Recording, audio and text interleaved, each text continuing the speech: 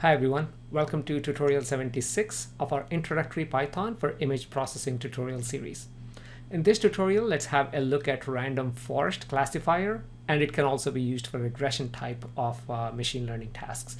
Now, when it comes to traditional machine learning, I'm not talking about deep learning where you do TensorFlows and Keras and all that stuff. We'll get there eventually. But when it comes to traditional machine learning, which is the most effective way of segmenting your images if you don't have hundreds or thousands of images for training, okay, if you only have a few labels. Random forest is amazing, and support vector machines. These are the two names that you keep hearing when it comes to traditional machine learning. And please try the traditional methods before moving on to deep learning, because deep learning is not magic. It's not going to solve all the problems. Traditional works great for most applications. So let's understand what random forest is, and let's actually work on non-image data in this tutorial. We'll eventually get to the image part in a couple of tutorials first, after understanding what random forest is. In the next tutorial, we're going to talk about support vector machines. Okay, so random forest, as the name suggests, forest, a collection of trees. So it's based on decision tree. What does that mean? Well, look at this data set right here. That's obviously synthetic. And I made this up based on, this is my real life story, right? Do I need to go to the lab, or can I work from home? Especially during these pandemic times where we are trying to be a bit more careful in terms of being socially distant. This is highly relevant. Should I work from home or not? Well, are there going to be others in the lab? If yes, do I have power at home? Because there are a lot of wildfires going on in California, and sometimes I lose power. And if there is power at work, I probably should go to work and then get some work done. Is there any new sample prep that I need to do? And what is the driving distance? Is it long or is it short? Well, if it is long, yeah, I want to work from home. Okay. Or if there are others in the lab, there is no power at home, that means yes, I'm not going to work from home, right? So this is the thought process here. Now, what is a decision tree? Exactly the thought process that we went through is the decision tree. First, you pick one of these. Which one is the best one to start with? Do I start with, is the driving distance long? Or do I start with, do I have power at home? Which is probably the best one to begin with. If I don't have power at home, probably I should just go to work. So pick which one works the best. And random forest has a way of picking the best one based on its own criteria. Again, we'll get to some of these as we go along. Okay, so first, let's actually pick others in the lab. Again, it's called random forest because it randomly picks these attributes, if you want to call them, or features, if you want to call them. It randomly picks these attributes among a selection or a subselection of all the attributes. So in this example, let's say it picked others in the lab. Are there others in the lab? No and yes. Let's only follow one thing because it's pretty self-evident. Okay, there are others in the lab. Now, is there power at home? If it is yes. If it is no. If it is yes, do I need to prepare new samples? Yes. Well, there is no work from home, meaning I want to go to work. And if it is no, yes, work from home, right? So this is the thought process we went through, and the place where it starts is called the root. And of course, we are splitting this into two in this case, but sometimes the split can be multiple. Is it, for example, if you want to play golf outside, right? Is it, for example, hot? Is it medium, or is it cold? Yeah, if it is too cold, you don't want to play. If it is too hot, you don't want to play. If it is medium, you want to play. So the decisions are not just binary, even though in this example, I just showed you binary, okay? And there will be some splitting going on, and there is a decision node right there, which means things are going to split right there. And at the end, you get the action, you get the label. What are you going to do? Or you get the class. So in this case, the leaf is the terminal node that tells me, okay, yes, work from home. Yeah. And how far do you go deep here? That's actually called the maximum depth. And I'm introducing these terms because you can actually define certain parameters for each of these. So now, how does it actually do this split? So it uses Genie impurity to pick the node that splits let me go back. I think it's easier. How does it pick others in the lab? How does it pick power at the home to actually do this split? It calculates something called Genie impurity to split that yields maximum information gain. I think the English can be a bit better up here, but what it's doing is what is the best split that gives us the maximum information gain? Again, this is one of the things that came from information theory. In the past, when I talked about Gaussian mixture models and k-means, we looked at BIC values, Bayesian information, and now we are looking at Genie impurity, and you can also do entropy for this one. Okay, again, let's not get too deep into the semantics here, but the Genie impurity is basically is the probability of incorrectly classifying. If you randomly choose an element in the data set, what is the probability of incorrectly classifying in the data set? Okay, if it were randomly labeled. If it doesn't make sense, that's fine. It's basically, okay, what is the probability? Pi times 1 minus pi. Okay, and c is the number of classes in this case. Random forest does all of this for you. It's just for your own sake. And again, if you want more information on this, go ahead and read even the original paper. I think the original paper is by Bremen from Berkeley, which is pretty close by from here. And it's a great read, actually, interesting read. Okay, now it consists of large number of individual decision trees, right? I mean, I just mentioned this example here is one decision tree, but one decision tree is usually not enough. Random forest is an ensemble method, which means it's a collection of trees. That's why it's called a forest. So the forest is the collection of a whole bunch of individual trees where the prediction is made in a collective way. So this is the most democratic way of finding out what is the best answer. With one tree, you can get wrong answer. With two trees, if they both match, you get a bit more confident. 5 trees, 4 of them match, 1 doesn't match, a bit more confident, right? So this is pretty much the way these things actually work. So you have a whole bunch of trees, and each tree is giving you what the prediction is. The first tree is saying, okay, the prediction is 1. The next one is prediction is 0, 0, 0. And eventually, if you have 5 trees that give a value of 1 and 3 trees that are giving a value of 0, then the final prediction is 1. The majority wins. This is democracy. The majority wins. That's it. This is a classification problem.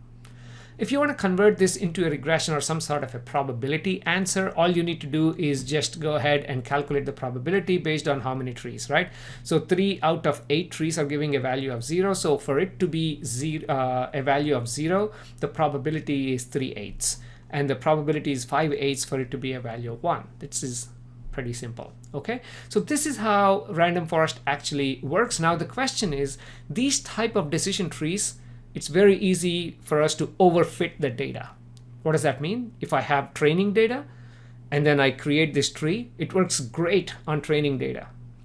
But when new data arrives, it may not work that great. This is called overfitting, which means it works great on training data, but on testing data, it's not great.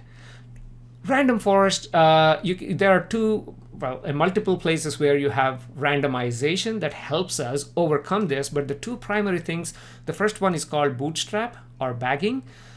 This is where random forest allows each tree to randomly sample from the data set. So what that means is if you have 100 different data points, let's say it takes about 66 of them randomly. Out of 100, it randomly takes 66 of them. And then it randomly picks 33 or 34 and then copies them. So you have 100 total. So if you have 100 data points, 100 data points are going in, but then they're not same as the total. I hope I'm not confusing again. Okay, so it takes 2/3 of the data at random and copies 1/3 data at random to make sure you have a total of 100 there. Okay, so by this, you add some randomness, so the overfitting to some extent, is taken care of there. And the other way it does that is feature randomness. If you have, in the previous tutorial, we created 100, let's say, different Gabor kernels, right? So these are 100 different features that are going into our random forest. So at each node, which feature does it start with? Well, it actually gets a square root of n, so square root of 100, 10 features available at each node at random. 10 random features at each node. And then it calculates the Genie index, the one we just talked about, and picks the one that actually gives the maximum information and builds the tree, and moves on to the next tree, and then square root of 100, 10, and then randomly pick 10 more features. Some of them may overlap with the previous one, but it doesn't matter. And then calculate the Genie index, calculate the tree again. So it does this how many times? Whatever the depth that you define as part of your, or how many number of trees that you define as part of your forest. So this is, in a nutshell, random forest, and I hope things make a bit more sense when we look at the code. And this is part of scikit-learn, and go ahead and look at the documentation. There are many parameters, number of estimators, think of it as number of trees. What type of criteria do you want to use, Genie or entropy? And I don't change many of this. I just change like number of estimators. That's pretty much it. Okay, you can change other stuff if you actually want. Okay, so let's jump into our code, and for now let's actually clear off the screen and work on the breast cancer data set from Wisconsin. And we did work on this, I believe, when we did logistic regression. So this is pretty much the same data set, and this data set has one output or outcome, I should say, which is either it is benign or malignant, right? So this is the breast cancer data set, and then we have a whole bunch of attributes or features, and these attributes are radius, texture, perimeter mean, area mean, and then there is something called radius worst, texture worst. And again, you can go to this uci.edu dataset to get even more understanding in terms of what exactly these values mean. But for now, let's go ahead and start importing our libraries. These are all standard libraries. I'll mention when we actually import anything, but I don't think in this exercise we are going to import anything new. The data frame, again, their data set is in CSV format. Go ahead and download it, and let's go ahead and read it. And if I open this data frame, it's got 569 rows and 32 columns. And each column, as you can see, the first column ID is meaningless for us because that's some patient ID, I guess, which we don't care. And the second column is diagnosis, which is either benign or malignant. And the next one is radius mean, and so on. The first thing you'll notice is these numbers are 10, 15, and then 20, and then 100. These numbers are like 798 and 1260, 0.09. So they range from 100th to 1/10th to some thousands and so on, which means we need to normalize the data first before running our machine learning algorithm. Again, this is all part of pre-processing. Let's jump in. Now that we understand the data set, let's go ahead and print describing the data set. Again, this is, we are using pandas, so it's very easy for us to describe it. It's just df.describe, and we just looked at the numbers, and we know that they range from hundreds, tens, hundreds, and 1/10s and 100s. Okay, now one important thing with any machine learning is, do you have any missing information? Meaning, are there any rows or any entries that are missing? So the best way to find out is df.isNull. Looks like we have data everywhere, so we don't need to take care of anything. If you have some null, just drop those values. Okay, and the diagnosis, again, I don't like the label, so I'm going to change the column title diagnosis to label. And let's go ahead and do that and look at the data types. They're all floating point numbers, meaning decimal numbers in this case, except for the label, because the label itself is or diagnosis is M or B, right? M or B, malignant or benign. So that usually doesn't work well with machine learning because you need to convert them into some numbers. Otherwise, it doesn't know how to handle them. We'll get to that in a second. I did all of this in the last tutorial, but in case you haven't watched the logistic regression tutorial, let's just quickly look at the data to see the spread in the data. So malignant 200 plus some data points, benign 350 plus some data points. Okay, so that's the split in our data. And if you look at the radius mean, here is how the mean radius is distributed. So go ahead and understand the data. You don't need this twice. And you can look at the correlation matrix and all that stuff. So let's switch, skip that. I'll share the code so you can explore that yourself. And let's look at how many value counts do we have for label, meaning how many benign. We just saw that 350 something. So we have 357 benign, 212 malignant. Now, why am I doing that? Just to get an idea of what I'm dealing with. So now let's actually replace B with 1 and M with 2. My malignant is value of 2, the number 2, and benign is 1. So the way you do that is first define a dictionary and then replace the categories right there. Replace UB with 1. So let's go ahead and run this line, and if you go to Variable Explorer, you should see that your M and B are replaced by 2 and 1. We're slowly getting there.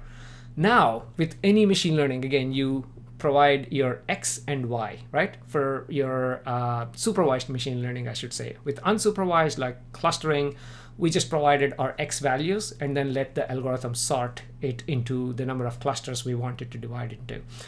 For supervised machine learning, we have an X and Y. Y is the prediction, X is all the variables that are the features that go into this algorithm. So how do we define them? Our Y, it's pretty easy. Y is the prediction, which is our label. So let's go ahead and assign our Y as our data frame label. So if you open Y, this is just an array of all the labels, okay? And our X is the entire column. Again, I keep opening this. I should have left this open. Our X is this entire table except for ID and label, because ID doesn't tell anything about the outcome. It's just ID to trace it back to where the data came from. And label is our prediction. So let's drop label and ID columns and run these two lines. I'm just adding a feature list with list of columns. So the reason I'm doing that is now I know what the titles are for each of the column, so I can later on plot it easily. Okay, we are slowly getting there. Now I talked about normalization. Please watch the tutorial about data normalization. So I'm using the min-max scaler in this case. So let's go ahead and normalize the data. So after this task, if you go ahead and open the data frame again, all the values should be between 0, X. You see the values are 17.99, 10.38, and so on. But if I open X, hopefully, you should see the values to be between 0 and 1 because we normalized the values.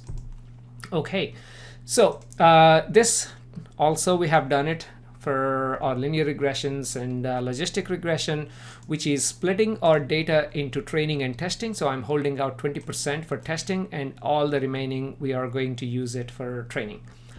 Finally, we arrived at random forest. Usually the machine learning part is just one line. That's pretty much it. The pre-processing takes a lot of time.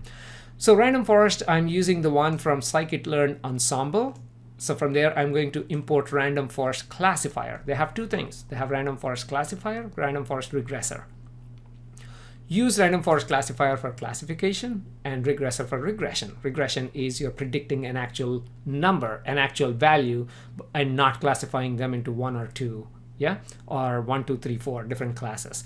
So I'm going to import that and also define a model with my random forest classifier, and let's define number of estimators as 25. 25 is a good number to start. If you put like too many, like 100, it will be careful about overfitting when you do that. Okay, so let's run these two lines here. And again, very similar approach to logistic regression and even linear regression. We define a parameter called model, and then we fit that model to the actual training data. And then let's go ahead and do that pretty fast. Okay, these things are usually pretty fast on this type of data. Now let's go ahead and predict on the testing data set. We fit it on training and we are predicting it on testing. So let's go ahead and do the prediction. And if I open prediction, you should see a whole bunch of predictions here, which mean nothing unless I compare them with the actual truth. And our actual truth is y-test, right? So now let's compare our prediction with the y-test. And the way you do that is accuracy score, y-test, and prediction. So in scikit-learn, import the metrics, and I'm printing out metrics.accuracy score. All it's doing is it's checking y-test, which is our original actual test values, and prediction, and it's basically saying, okay, is this, I think, let's open this, y-test, and then our prediction, and it's basically comparing these two and saying, okay, how good is this? So there is a mistake right there. Number 8 originally should be 1, but my value I'm predicting as 2. So that's wrong. Okay, so that's exactly what it's trying to do. So let's go ahead and print that out, and we should see, yeah, 96% is not bad. In fact, that's pretty good. And overall 96%, what does that mean? Sometimes, be careful, the model can do great on one type of class and horrible on the other. Maybe we are doing great with all the malignant ones, but not great with benign, or the other way around. So to get a nice visibility, go ahead and do confusion matrix. Confusion matrix is also available in scikit-learn.metrics, and it's very easy to use. Again, very similar to accuracy score, y-test, and prediction. Go ahead and print the confusion matrix, and I'll explain what it is in a second. So here we have 73 data points representing benign and 41 data points representing malignant, and it's saying that of those, 70 are correctly classified as benign, 3 are wrongly classified as malignant. Of all the malignant ones, 40 are classified correctly as malignant. So look at the diagonal. This diagonal is the truth, okay, from top left to bottom right. Now if you want individual accuracies, all you need to do is 70 divided by 73, 40 divided by 41, right? So that's exactly what I did with these 2 lines of code. And there you go. With this again, I should have changed this. This is one of these is benign, one of these is malignant. Okay, so malignant is 95.8 and benign is 97.5. And I copied my code from lung disease dataset, and I obviously forgot to change this. My apologies. One of the greatest reasons I use random forest is it tells me which features contributed the most in my model. Other machine learning algorithms, for deep learning, forget it. For deep learning, you don't know why things are working, but you know that they're working, yeah, because you can track the accuracies. Support vector machines, you don't get that. Like with random forest, you know this feature, this is the weight for that feature, yeah. In logistic regression, you can kind of get some information. Multilinear regression, you can get this, but this is pretty amazing. So just go ahead, and the way you do that is once you fit the model.feature importances, this gives you the feature rankings. So I'm just sorting them. So all I'm trying to do is sorting them and printing them based on descending importances. Okay, again, I'll share the code so you can understand it at your own pace. So here it is. So of all the features I have, the one that are contributing the most is concave points mean, concave points worst. You see 0.13. Think of this as 13.7%, 12.3%, 9.4% of the area worst.